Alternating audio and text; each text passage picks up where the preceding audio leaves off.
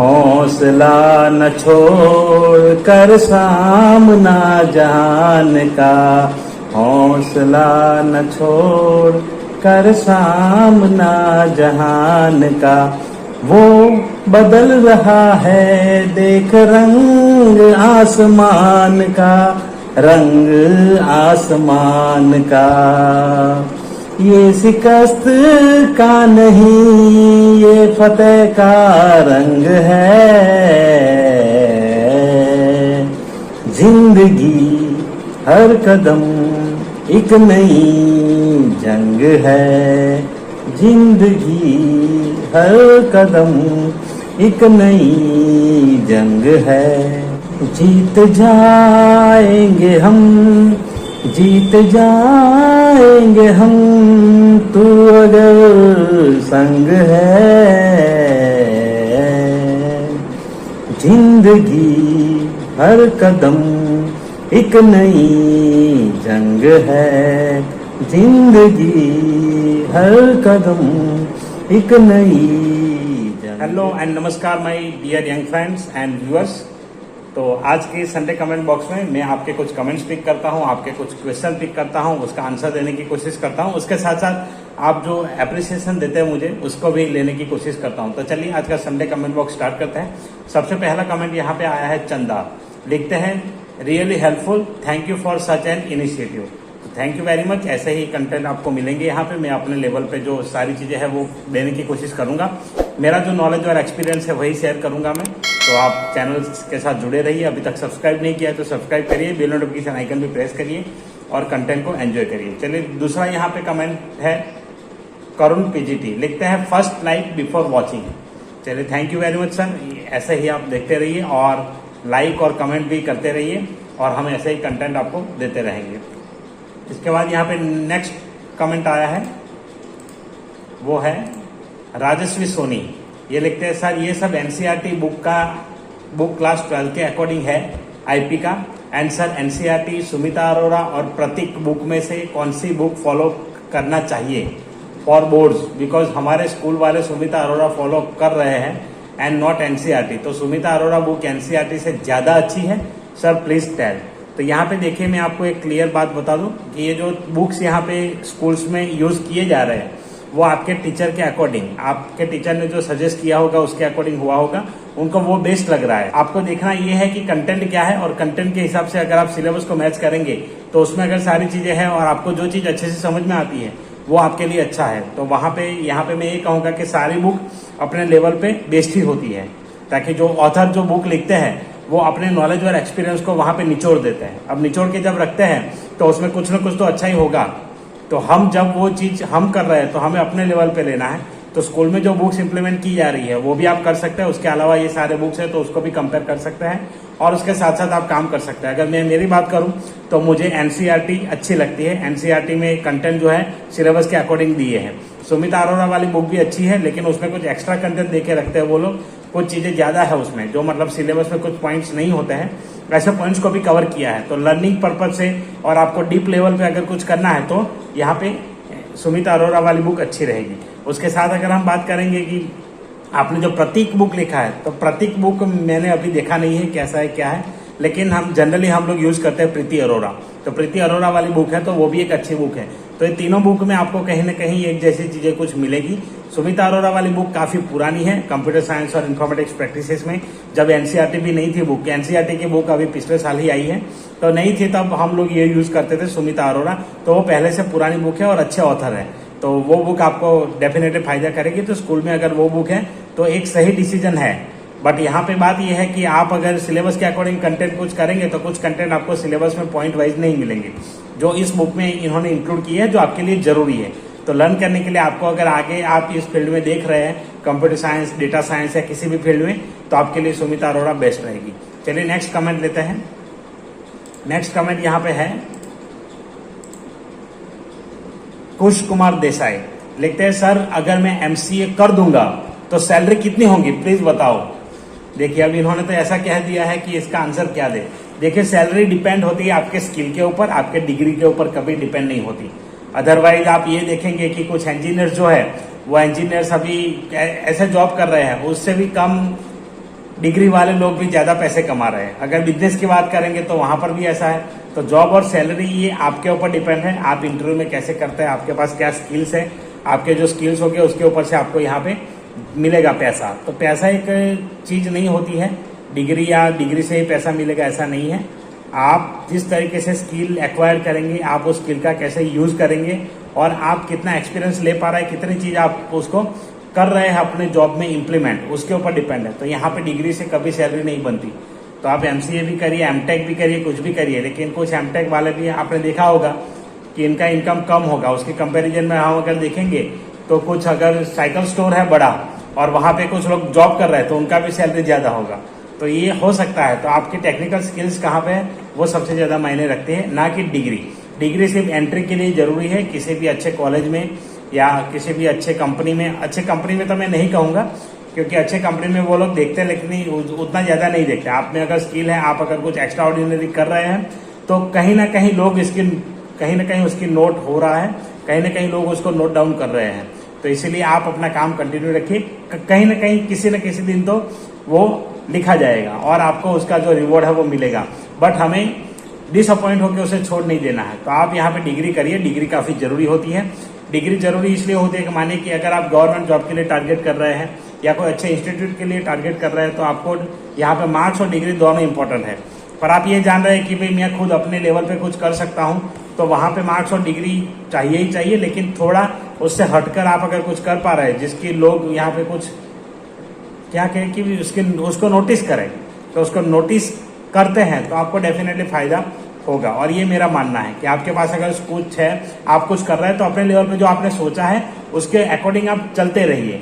उसको क्या रिक्वायरमेंट है, लोगों की क्या डिमांड है और आप क्या कर सकते हैं, वो सोच करके आप अगर कंटिन्यूसली करेंगे तो डेफिनेटली आपको कुछ ना कुछ अच्छा मिलेगा।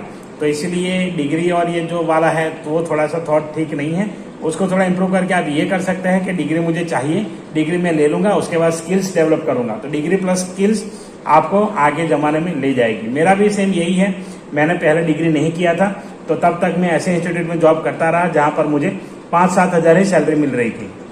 उससे ज्यादा सैलरी वो दे ही नहीं पाते और पूरी लाइफ में भी नहीं दे पाते। तो इसलिए मैंने ऐसे इंस्टीट्यूट्स में काम किए, लेकिन उसके बाद मुझे डिग्री की जरूरत पड़ी तो मैंने डिग्री की जैसे जरूरत पड़ी वैसे डिग्री कर ली और बैचलर और मास्टर्स मैंने किया। मेरे जो ग्रेजुएशन में और क्लास 12 में 10 ईयर्स का डिफरेंस है, मतलब 10 ईयर्स का गैप है। तो 10 साल तक मैंने सिर्फ जॉब किए, ये सारी स्किल्स एक्वायर की। उसके बाद मैंने कॉलेज ज्वाइन किया, कॉलेज की कंप्लीट किया मेरा ग्रेजुएशन एंड मास्टर डिग्री। उसके बाद मैंने यहाँ पे आज एक सुटेबल, एक अच्छी जॉब हम जिसे कह सकते हैं उसमें है हम। और ऐसी डिमांड अभी बन गई है कि अगर कहीं पर भी जाएंगे तो ऐसा नहीं है कि जॉब नहीं मिलेगा, कुछ ना कुछ तो मैं अपने लेवल पे मैं कर लूंगा, उतना सेटिस्फाई मैं जरूर हूँ। तो ये भी आप कर सकते हैं। देखिए पैसा कमाना ही एक, मतलब लोग पता नहीं इतना क्यों भाग रहे हैं पैसों के पीछे, लोग बहुत भाग रहे हैं। हाँ, इससे आपको कंफर्ट मिलेगा, बहुत सारी चीजें मिलेगी, लेकिन जो मेन जो चीज होती है, आपको शांति चाहिए, सुख चाहिए, वो सारी चीजें सिर्फ पैसों से रिलेटेड नहीं है। तो आप उसके ऊपर फोकस करिए, वो भी जरूरी होता है लेकिन एक लेवल तक। तो इसलिए आप सिर्फ डिग्री जरूरी नहीं होता, उसके साथ बहुत सारी चीजें भी है। तो स्किल्स को एक्वायर करिए, उसको इम्प्रूव करिए, निखारिए और अपने आप ही आपके पास सारी चीजें आती रहेगी, ताकि जब आपके पास क्वालिफिकेशन है, लोग नोटिस करना शुरू करेंगे तो उसके बाद आप रुक नहीं पाएंगे। और जिस दिन आप ऐसे रुक नहीं पाएंगे तब आपको मतलब ये सारे टेंशन रहेंगे ही नहीं।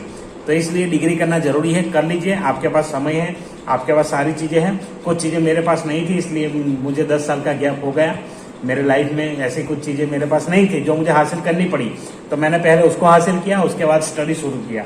तो ऐसा आप भी कर सकते हैं, कोई दिक्कत नहीं है। चलिए नेक्स्ट यहाँ पे लेते हैं computer science with ERPK Tiwari, लिखते हैं excellent, thank you very much.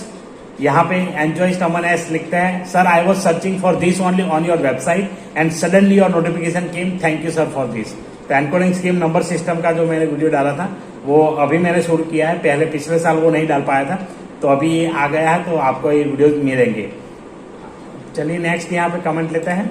Next comment है आर्यन राज, लिखता है excellent explanation, thank you very much. मैं कोशिश करता हूँ कि जो भी एक्सप्लेन करूँ वो इजी लैंग्वेज में करूँ, अच्छी लैंग्वेज में करूँ कि जिससे स्टूडेंट को समझ में आए। जो टेक्स्ट बुक होता है उसका कंटेंट या तो कुछ मिला करके ऐसे नहीं करना चाहता, मैं अपने नॉलेज को शेयर कर रहा हूँ, अपने एक्सपीरियंस को शेयर कर रहा हूँ, तो इजी और कंफर्टेबल मैनर में हो और अच्छी लैंग्वेज में हो, जिससे स्टूडेंट इसको समझ पाए। और बेसिक चीजें ही मैं क्लियर करता हूँ, उतना ज्यादा बड़े बड़े प्रोजेक्ट्स या ये वो मैं अपने आप को भी वो सारी चीजें अपने लेवल पे कर रहा हूँ, स्टूडेंट तक वो पहुंचाने की बहुत ही कम कोशिश करता हूँ। जब किसी का क्वेश्चन ऐसा आता है या कोई पूछ लेता है तब मैं एक्सप्लेन करता हूँ, अदरवाइज जो चीजें सिलेबस में है उसको अच्छे से एक्सप्लेन करने की कोशिश करता हूँ, आप तक पहुंचे वो एक आसान भाषा में और आप उसको अच्छे से समझ पाए। यही मेरा टारगेट है कि स्टूडेंट्स मेरा जो भी कंटेंट है या जो भी आर्टिकल में लिखता हूँ, वीडियो जो बनाता हूँ, उससे कुछ ना कुछ समझ पाए, अच्छे से कुछ ना कुछ सीख पाए। तो इसलिए मेरी कोशिश रहती है हर वीडियो में। Thank you very much for your comment. यहाँ पे लाइव में सॉन्ग में कुछ गाता हूँ, जैसे स्टूडेंट्स वहाँ पे रिक्वेस्ट करते हैं, तो यहाँ पे अमन का कमेंट है, नाइस सॉन्ग सर 2700।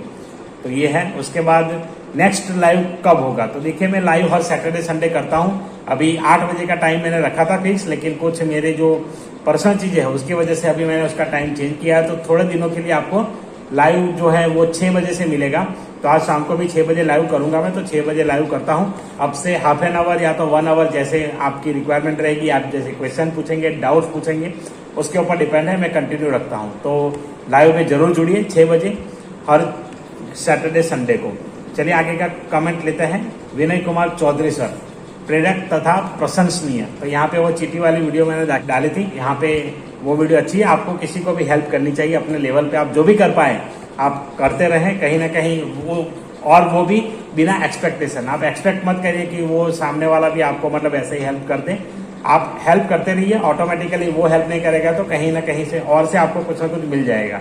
तो ये कुदरत का नियम है और कुदरत का कानून जिसे हम कह सकते हैं, वो काम जरूर करता है। तो आप हेल्प करते रहिए, आपको भी कहीं ना कहीं से सपोर्ट मिलेगा। चलिए नेक्स्ट कमेंट यहाँ पे आरोही आर्यन लिखते हैं, sir it's really appreciative. Thank you very much Aarohi. और हम धन्यवाद कहना चाहेंगे चौधरी सर का भी, जिन्होंने ये कमेंट किया है। आपके कमेंट आते हैं तो बहुत ही अच्छा लगता है। चलिए नेक्स्ट कमेंट यहाँ पे है चरित्रा जैन। चरित्रा जैन लिखते हैं, सर अगर RES की जगह और क्या यूज कर सकते हैं। तो देखिए यहाँ पे वेरिएबल में, पाइथन में आप जब प्रोग्रामिंग करते हैं तो कोई भी वेरिएबल यूज कर सकते हैं, उसमें कोई लिमिटेशन नहीं है कि RES ही क्यों लिया है। आप कोई भी ले सकते हैं, आप अपना नाम भी लिख सकते हैं इवन। लेकिन हमारा नाम हम इसलिए यूज नहीं करते कि प्रोग्राम जब लिखते हैं तो प्रोग्राम में उसमें पर्टिकुलर जो वेरिएबल होते हैं वो शॉर्ट होने चाहिए और उस प्रोग्राम के रिलेटेड होने चाहिए। तो उससे आपको ऑटोमेटिकली दिमाग में आ जाएगा कि इस पर्पज के लिए यूज किया है। तो आप कुछ भी लिख सकते हैं RES की जगह। चलिए नेक्स्ट कमेंट यहाँ पे लेते हैं। नेक्स्ट कमेंट है Keshav Vyas, write a program to summarize how much budget is allocated to different positions for each city. Question from chapter 3, sir data को समराइज करने के लिए कौन सा प्रोग्राम यूज होगा। तो देखिए यहाँ पे प्रोग्राम की बात नहीं, यहाँ लॉजिक यूज करना है बस। बाकी आप कोई भी कंसेप्ट यूज करते हैं। यहाँ पे समरी के लिए आप क्या कर सकते हैं, तो समरी के लिए आप डेटा फ्रेम यूज कर सकते हैं। उसके बाद डेटा विजुअलाइजेशन कंसेप्ट यूज कर सकते हैं और उसके साथ आप उसमें कुछ स्टैटिस्टिकल फंक्शन यूज कर सकते हैं। मैक, ये जो मीन, मोड, मीडियन वाले जो फंक्शन है, क्वार्टाइल, वो सारे फंक्शन यूज करके आप डेटा को समराइज कर सकते हैं। तो उसमें कौन सा डेटा है, क्या चीज है, वो देख करके आप इसको यूज कर सकते हैं। तो कोई भी प्रोग्राम आप बना सकते हैं। Sir best book for class 11 IP के लिए, तो ये मैं बार बार कह चुका हूँ, कई बार और वीडियो में भी मैं एक्सप्लेन कर चुका हूँ इसे, कि बेस्ट बुक, अभी मैंने स्टार्टिंग में ही बताया कि बेस्ट बुक होता है अपने लेवल पे, हमारा किस तरीके से यूज है, किस प्रकार के स्टूडेंट है और हमें क्या अच्छा लगता है। तो सारे बुक बेस्ट होते हैं, लेकिन उसमें से हमें छांटना होता है कि कौन सा बेस्ट बुक हमारे लिए अच्छा रहेगा स्टूडेंट के लेवल से। तो इसी प्रकार से आप ले सकते हैं। और मैं NCERT से बढ़िया कोई भी बुक नहीं मानता हूँ, NCERT मेरे लिए बेस्ट है, ताकि उसमें अगर सिलेबस वाला पॉइंट है जो सिलेबस में दिए हैं तो आप वो इम्प्लीमेंट कर सकते हैं। अदरवाइज प्राइवेट पब्लिशर में सुमिता अरोड़ा एंड प्रीति अरोड़ा है, उसमें से कोई भी आप चूज कर सकते हैं। ये थे कुछ कमेंट्स आपके। आशा रखता हूँ कि आपको वीडियो अच्छा लगा होगा। वीडियो अच्छा लगा है लाइक कर दीजिए, शेयर करिए और चैनल पर नए हैं तो सब्सक्राइब करना ना भूलें। इसके साथ साथ आपके कोई क्वेश्चन है, क्वेरी है, डाउट है तो आप कमेंट करके जरूर पूछें, उसका मैं आपको रिप्लाई जरूर करूंगा। और कुछ एक्सप्लेन करने वाली चीज़ है तो मैं यहाँ पे आपको एक्सप्लेन भी कर दूंगा। चलिए मिलते हैं अगले वीडियो में, तब तक के लिए अपना ख्याल रखें, अपनी पढ़ाई का ख्याल रखें। वीडियो देखने के लिए धन्यवाद।